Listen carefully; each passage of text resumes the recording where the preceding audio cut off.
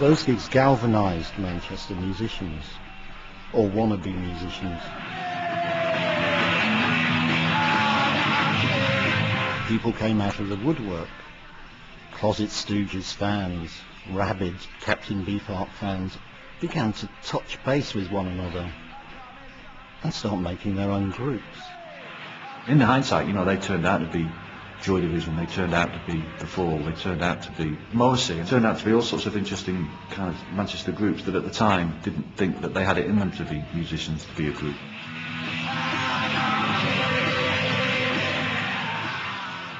So everybody went to the gig, but I did so fucking what?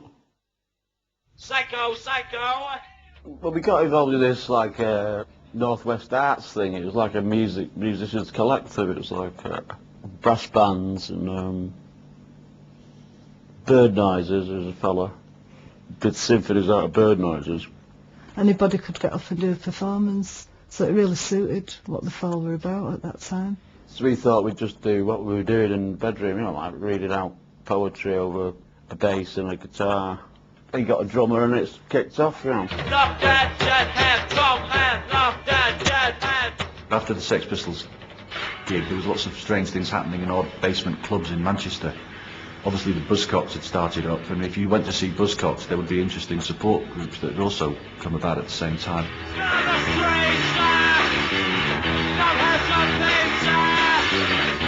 Well, that was a big break, Richard Boone offering us support to the Buzzcocks, because that's when we started doing sort of regular gigs.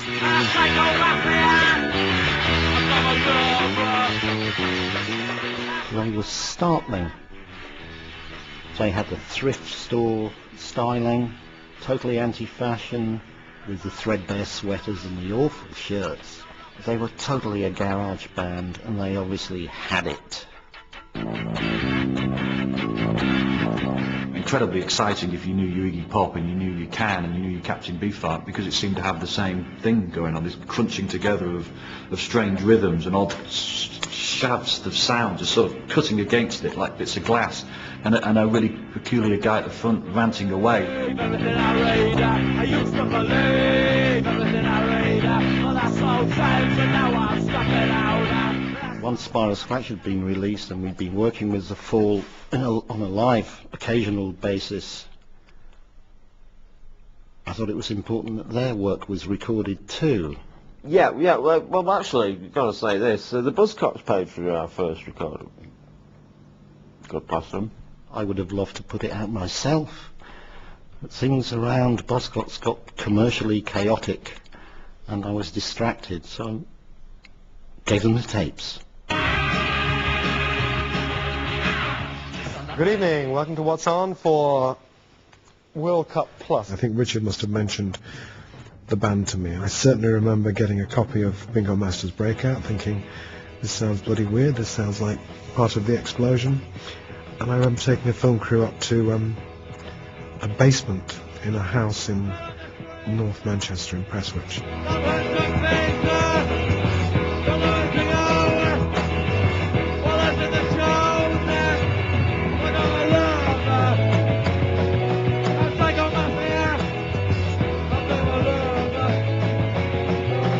Music is offensive to a lot of people, and coming from the north, you've got this inoffensive, cap-touching attitude, which we're trying to break out of. I always think it was more attitude than music. I think that's what the Fall brought to Manchester. And again, they brought this great oppositional thing, which is they loathed wankers like me from South Manchester, and Marky epitomised that. You see, it's more than just the songs you're playing. Yeah, I mean, it is more than the songs. I mean, the music is secondary, really. The music scene does not communicate to people.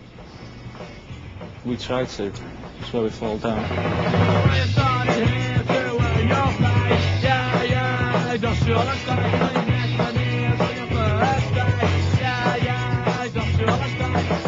To this day, I always say, I'm not quite sure whether I like the Fall's music, but I like the Fall. I mean, just just a song called Ya Industrial Estate. Fantastic. Originally, I felt, I mean, and I think everybody else would agree with this, that we were just all equal members of a band. You not get tired of being poor though, lads? When you are, Yeah, to not make a living out of it, it's...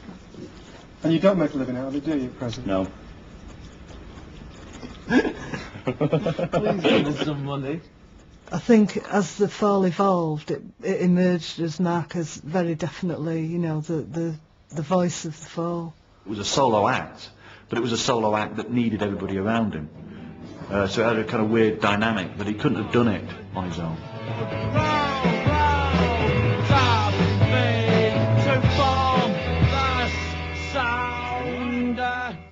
Give me a name then. Well, give me a name then. I met Kay through a friend. She worked at Prestwich Hospital the same time that I did. And when she split up with the partner, she came to live with me.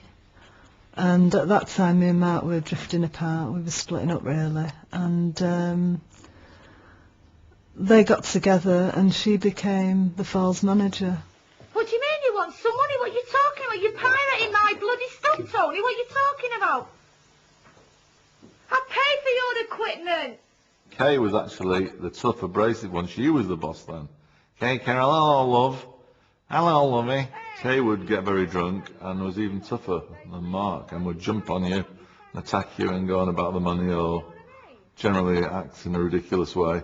And one could be quite fond of her, but I was quite scared of Kay Carroll, to tell you the truth. In a way, I've never been scared of Mark. He's being an arsehole and he's calling me, you know what I mean? The idea of a manager seemed to be against the original ethos of the Falls, so that was a bit problematic. And Tony left. I left. And then a whole new Fall emerged. Right, noise!